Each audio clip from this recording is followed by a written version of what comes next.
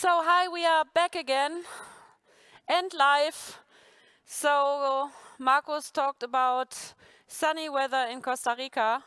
Now we are back in our sunny studio.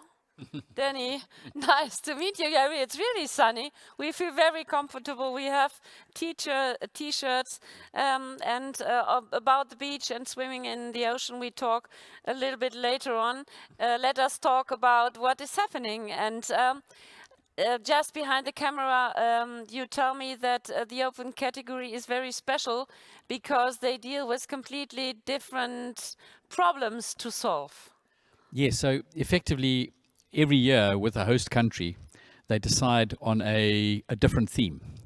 So typically, this we know is renewable energy and called power bots, and it's about security and renewable energy and moving from the damaging system which we have at the moment, etc. But and obviously the video we're going to see now, or the live interview, will be about that. But some of the ones that we'll share is just after that is I think Food Matters, which was Thailand was the host country, and then there is Smart Cities, which in fact was Hungary, I think. So that changes every year. I mean, the robots stay the robots, and we obviously want people to change how their robots work, move them in different ways, show how they've learnt over a period of time, mechanically, technically, concept-wise, and also from a programming perspective, is to how they can, how these skills have grown and how they have grown to the challenge to give us more advanced projects. Never mind that, obviously their own skills, as we spoke about before, but also their knowledge, and as they grow older, get more clever, we love watching because we know it's not our job anymore. After the competitions, normally, I actually go to the teams and I actually thank them very much because, I'm past my time of making a difference with that kind of thing. But the difference that I can make is encouraging youngsters to do it for us. Yeah, this is quite for sure. And I lost my thought because I listened to you. But I refined it. Thank you very much. Brain, it works. With different themes, we also get different visions. So every year the participants may create new ideas for new solutions. Very much so. So smart city is completely different to Food Matters, food yes. matters, for example, and also to our And theme power of bots, today. yeah. So power bots, robots have a huge range, Yes. and they will influence our daily living in the future more than today. And when I remember well, I got my first mobile phone to have only an idea when I was 30 years old. And normally when I talk to children and say, okay, I was 30 years old when I got my first mobile phone, they ask, oh, did she have friends? How did she communicate? How did she have rendezvous with whoever? So this is long ago, and the steps to create more technique are very much shorter. Yes. And I'm quite sure that watching the visions in every year, and the World Final is only the top of a year World Robot Olympiads. It's the final, but the work is done. And every year it's really nice to see. And I suppose it would be a good idea to watch a live judgment to see what happens. Absolutely.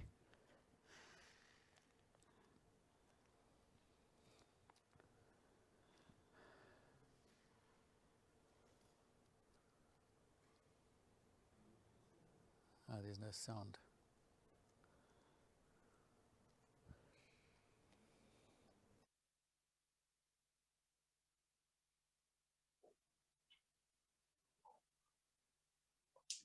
So if it has been reduced, the underfloor heating will automatically switch on.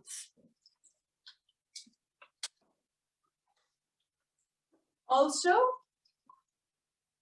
we can see in our app also a light sensor that works with a motion sensor. So if there is low lighting in the room and there is movement within them, the lights will automatically turn on. Otherwise, they turn off to save energy.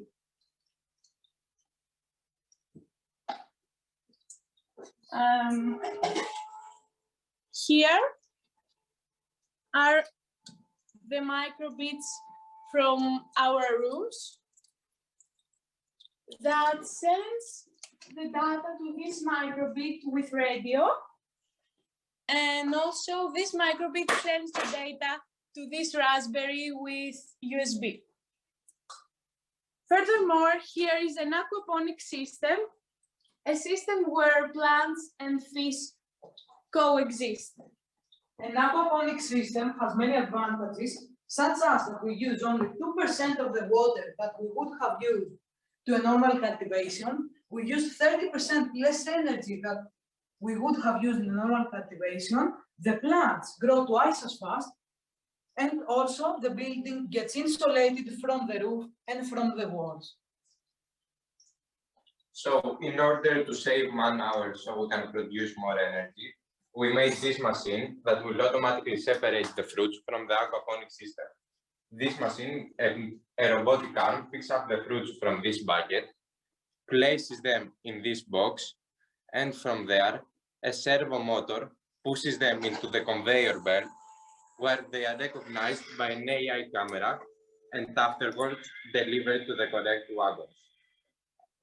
This system uses a microbit, just as in our classrooms, in our rooms, that sends the data with radio signals to another microbit right here, connected with a USB to our Raspberry. And this way, we can see at our site the type and the quantity of the fruits delivered in our wagons. Moving on, in order to maximize the security of our building, we created a sliding door in the entrance, and we added 3 sensors: an RFID card sensor, a distance sensor, and a thermometer. For the door to open, the body temperature must be below 37.5 Celsius degrees, and the personal RFID card must be valid. This way, the door will open and close automatically. This system uses an old MCU that updates database, so we can see at our site who entered the building at what time and with what body temperature. All the data from our project are sent wirelessly and live to our database. To do this, we use an old laptop screen which we transformed to make it compatible with the Raspberry Pi I showed it to you before. So we managed to create a web server for our building in a very affordable way. At our website, we can see all the data. Here we have the VAT that we produce and consume in the whole project. And here we have some graphs for a quick look at the temperature in both of our rooms. In order to separate the trash, we created a smart trash can that uses a distance sensor and a LED. This trash can will automatically send an email to the mayor so they can come and pick up the trash. You can see when the red light is on, it sends an email, and you can see the email is sent at the current time. And it says to the mayor that our trash can is filled and they need to come and pick it up. Moving on, we created a car charging station, a simulation of a car charging station. So this is one way to use and utilize the extra electricity we produce. So the goal of our project is to make a self-sustainable building and also to make people who live there produce the energy they consume, so that they understand how difficult it is to produce energy and stop wasting it. To achieve that, we firstly made a treadmill that the elderly can use to exercise and produce energy at the same time. This treadmill consists of a motor right here that simulates a person using the treadmill, another motor right here that converts kinetic energy into electricity and then sends it to our batteries using this cable, Our batteries are here. You can see it's charging from here. And you can also see that from our app right here. It says treadmill and the energy produced. And You can also see the same values in our site. The green line is the one that the treadmill that shows the values for the treadmill. so moving on, we made a bicycle that the children can use to exercise and produce energy at the same time. It has two motors that convert kinetic energy into electricity. And as you can see, when someone is using the bike, the lights turn on when he uses it and off when he doesn't. Also, there is an LCD screen on it that shows important data such as the energy we produce and the speed in rotations per meter. Moreover, we have an Android app, as we said before, that shows the energy of the bike. And also from our website, you can see right here, the dark purple one is the bicycle and the energy it produces.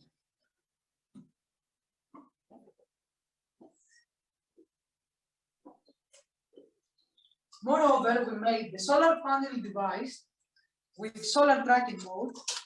We achieved that by using 4 light sensors to detect the place of the sun every time in the day, and then 2 servo motors to rotate the whole device towards the sun's direction so that we produce 35% more energy. And lastly, we have a hydro generator that generates power using the kinetic energy of the water coming down from our tanks. So to make this building work in real life, we have to add multiple treadmills and use the total of them for 8 hours a day. Also add multiple bicycles and use the total of them for 12 hours a day. And have 2 hydro generators.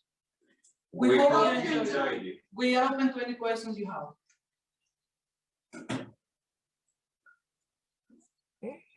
All right. Okay, you're done with your presentation, right? Yeah. Yeah. But you took more than 5 minutes. Okay. Judges, let's make it fast because they have 2-hour Q&A sessions. Okay. Anyone want to start first? First of all, I would like to congratulate you for the very, very complex and very detailed model, and actually this is enough for not only 1 but 2 or 3 projects. What you just built there. So congratulations for that. Thank you. My only question is that I was really curious after seeing your film, watching your film, that the kinetic energy of the water is how much that it can be if it is coming down from the roof, and how the water is going up to the roof so that it can come down. So if you can see here, we use a pump, the blue one, that gets the water up through this tube to the aquaponic system where the fruits are, and then we use the hydro generator in order to minimize the energy we use, so we don't spend that much energy in the water going up. So we also use a portion of the energy we use for the pump. Okay, it makes clear for me. I really like it.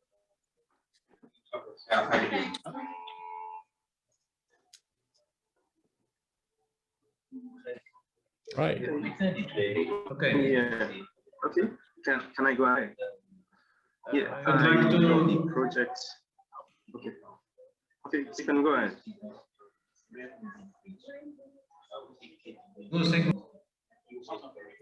Okay.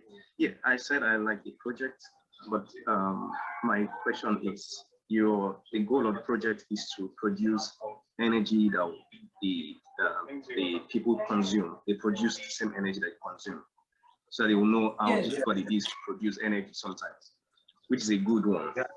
I want to find out, have you tried to calculate how much energy is produced and how much is needed for this kind of structure or this environment? Yeah, we did these calculations in our report, and you can see them. And also that's why we say we need to make this building work in real life. We need to add multiple bicycles because one is not enough to produce the energy we need. We need, as Takis told you, we did an energy study, and we found out the exact hours the machines have to be used, and also the hydro generators we have. How many of them should we have?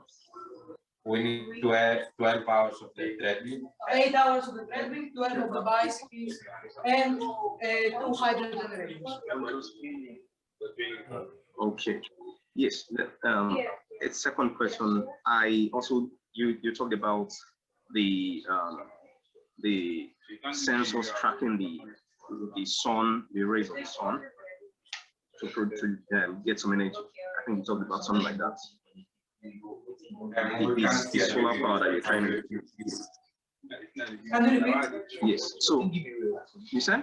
Yes, I said we talked about the solar panels tracking energy from the sun. Yes. I think you mentioned something. Yes. When there is no sun, what does it capture? When there is no sun, the solar panel will stay stable, but we produce, according to the study, we produce enough energy for the building through the treadmill and the bicycle, and we save this energy in our battery, so we can have enough when there is no sun. And moreover, the main usage of the energy from the solar panels is for the lights of the facility, because in a study we read, we found out that the solar energy is better to be used in the lights. So the energy we use to light is only 20% in a building. So the solar panel produces more than enough energy for our lights. It doesn't need to be on 24 hours to follow the sun. Okay. Andy, you have any questions as well? Yeah, sorry, I want to find out something else. The final question: have you tried to calculate the total costs to run this project? Can you repeat?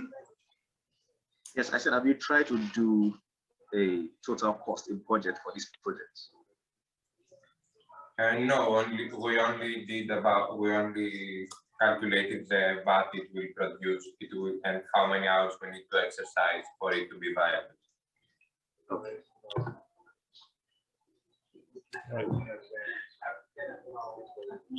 Okay. I would like to thank you very much for the effort that you did for this nice work.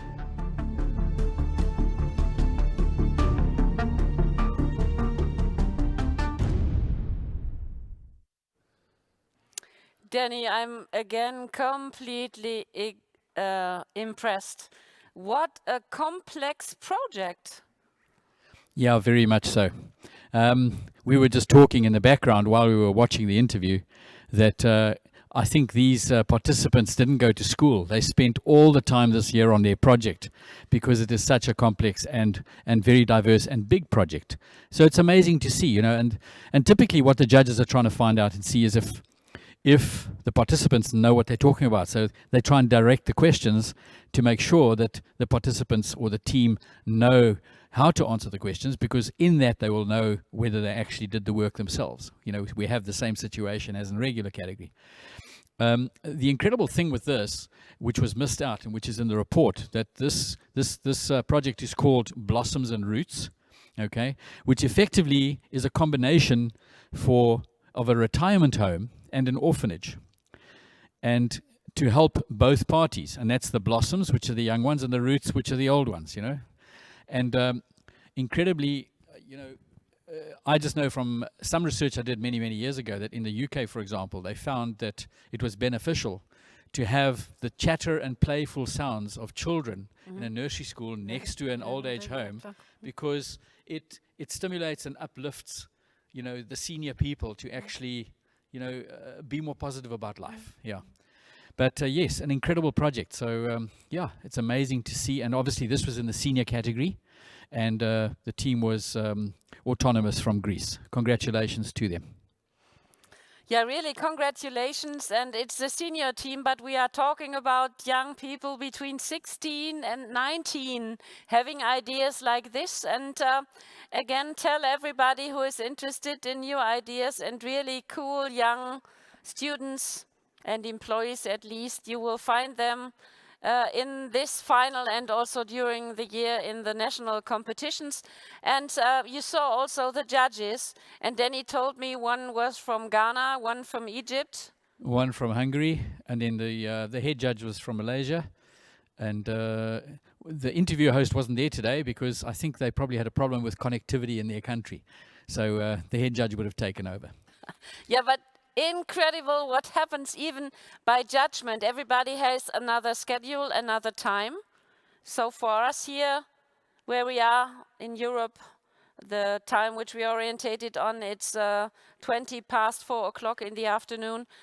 Really adorable. But I suppose we have another film to look at to see what happens while we are here in the studio all over the world. Let Absolutely. us Let's see those, yes. see them.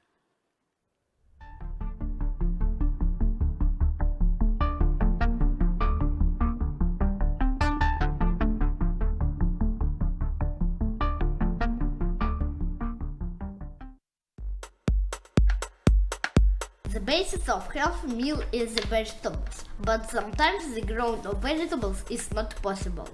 Also, fresh vegetables are too expensive. The vegetables may rot too. My name is Denis. My name is Ivan, and in our club we know how to solve this problem. Let's introduce you vegetarium. Everything here is simple. Vegetarium is a special robotic device to grow plants, and it makes this without a human. We use Lego pets and trading equipment to build our prototype of vegetarium. We decided that vegetarium should be located in a usual kitchen, and we projected it like a fridge or washing machine. Step by step, we upgraded our machine and made it more useful and clever. We began from aeroponic setup and artificial light.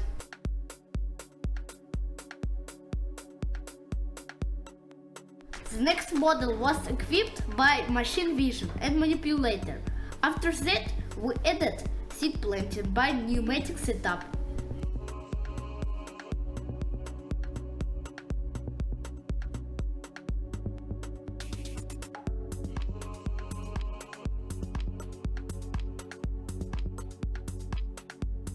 Right now, we are building a 4th version of vegetarium.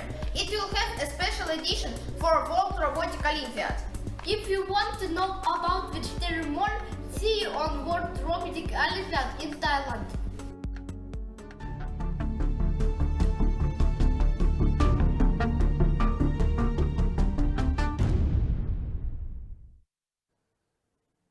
What a beautiful contest. And those who saw the film, it's not a competition, but it's the explanation of what will the competition be before the contest. And we are talking about not juniors, but elementary. Yeah, so Amazing. these participants are between 6 and 12 years old, and so this was the 2-minute video. So part of the competition is you need to present a research report, and a 2-minute video, probably about 3 weeks before the actual competition. And this is just to give the judges a taste and an understanding of what their project is about, so that they can prepare questions in the face-to-face competitions. Okay, because now this time it's been slightly different, and then the judges arrive and they've got a report, and then they actually go into the face-to-face presentation. But I think we have another one or two, so we can probably and that the theme that particular year was food matters. So you can see it was all about food and food security. Yeah, then we see the next film, and then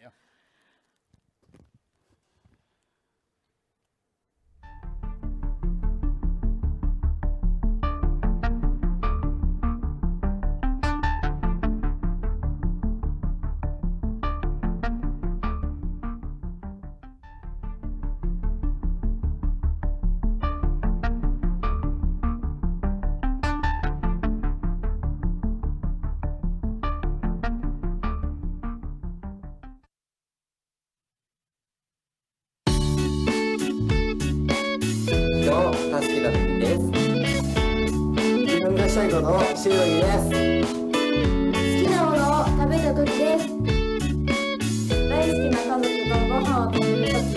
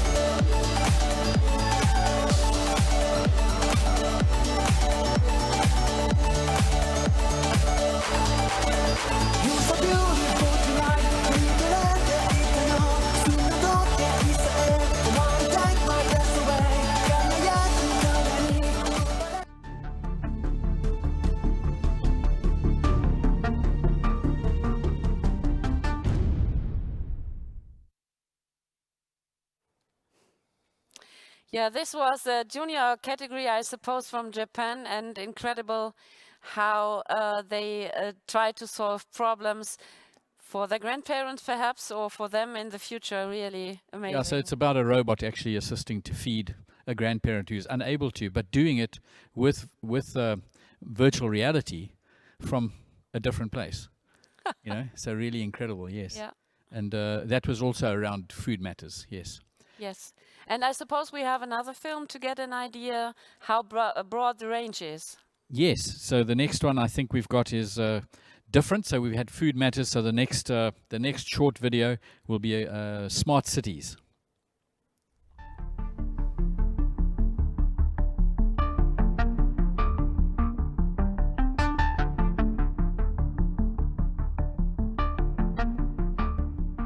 Ladies and gentlemen, we are Team Map from Germany. To be exact, from the small city we're 50 kilometers near Cologne. Our idea is a system that supports the baker and takes over some tasks. In addition, the system performs the task as efficiently as possible. It manages the output and production so that as little food as possible is thrown away. In the cold storages, the buns are stored at a temperature of 4 degrees Celsius. The baker has to place some uncooked buns into our storages. These are prepared when a small supply of baked buns is about to run out and the customer orders something. An ultrasound sensor registers when the raw bun enters and exits the oven. Our RGB stripes signal when the oven has reached its target temperature. To save energy, the system tries to always bake multiple products at once, and the oven switches, when it is empty, to an energy-saving mode. One EV3 noticed the order of the buns that are given out of the cold storages and send it to the EV3 at the sorting area, so that he knows how to sort the buns at the small storages. If a bun comes to a small storage, it will be, after it is ordered, pushed by a mechanic up and slide to the output. To ensure that no bun is damaged when it was at the upper floor, we used a couple of wooden boards to slide it to the slide and to get it smoothly down. Our system is based on 4 different programming languages. HTML and JavaScript for the website, which is running on Raspberry Pi and is one of the 2 access points for the customer. Python for the display, which is also running on Raspberry Pi and is the 2nd access point. Through the Python script we send Bluetooth signals to the EV3s. After the EV3s receive the message, it handles the motors and sensors to bake new buns or to give buns out to the customer. The last program we use is for the Arduinos. The Arduinos controls the temperature and regulates the cooling or heating in the different parts of the machine.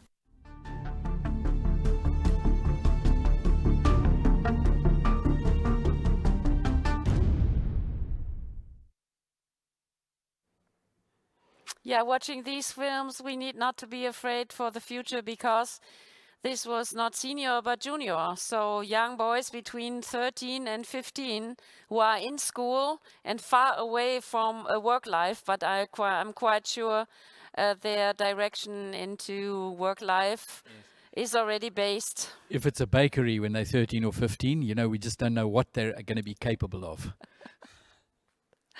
Yeah, incredible. And because time runs, we have another video to get another idea or vision of what is possible. And we are talking about the open category. And on my left side is Danny, who is the head judge of this category, coming from South Africa and being here. So let us watch the last film for this session, Danny. I can't wait.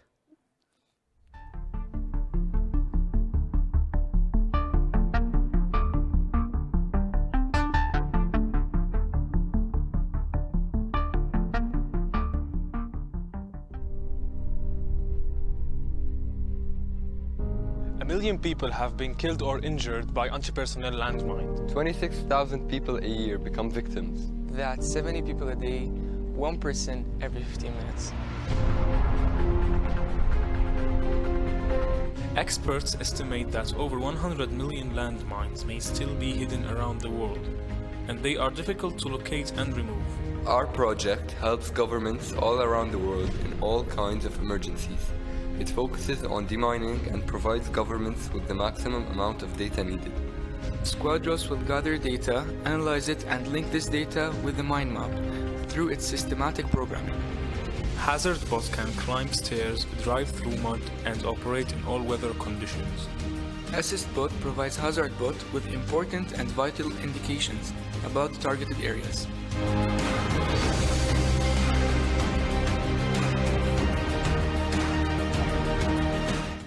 Our project is the first step to achieve smart governments, smart cities.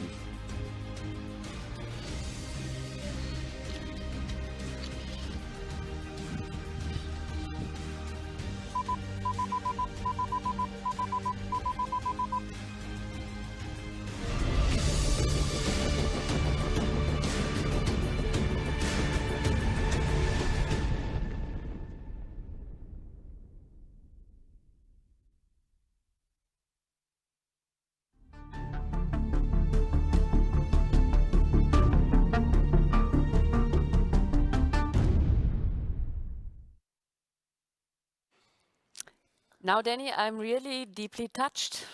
We talk about robots, we are safe here, and then we see young men in destroyed areas in Syria being part of this world final, and they try to solve problems which are necessary for the ones who live in these areas. Yeah, this is also a very, I don't find the word, but special aspect of WRO. So there might be very funny things, very useful things. But if you see a city bombed and then 3 young men who would like to participate and are at least in the world final, it's really touching me. And yes, it did for me too. Goose It did for me too, and it's really incredible because they're, you know, it's just not a general solution; it's a solution for the country that they live in, and it's required. And young minds like this, you know, it's incredible what they can do, and hopefully with what they have, they rebuild whatever they have, and then they take their knowledge into, you know, for the betterment of mankind. Yeah, and they also feel responsible because in this age, normally you don't like to think about these problems, and they are deeply touched with their daily life, and they do not only invent things to make money with it, but to participate and to help, as you said already, mankind. Really. Yeah. Absolutely incredible. Touching. Yeah, incredible. That's why it's so special at the end of the event to see what they come up with, and you go home feeling what they felt and being inspired by how they've approached it and what they've done and what's going on in their minds, you know, which gives me hope as an older human being. I suppose also the judges will be deeply touched. So for me, when I saw it, I didn't knew the content of the film, but when I saw the young man in Bomb Damascus, really I had tears in my eyes. And I suppose for the judges, it's not so easy to judge in the same way, but they need to. And we all say, even if people don't win, for me also, it's my life is richer when I see all this and I'm in contact to you judges and to this event. Very much so. Thank you. Thank you very much, Danny. My pleasure. And see us later and good luck too, because your work isn't finished. The hard work starts now. Thank you. Okay, enjoy it. If it's possible. So Danny Heymans, the head judge of the open category, and me, we showed at you some films which had to be sent to the judges 3 weeks before the competition, so the judges can get into contact with what happens there. Yeah, very touching. And now we like to jump back to Alex Kotolov.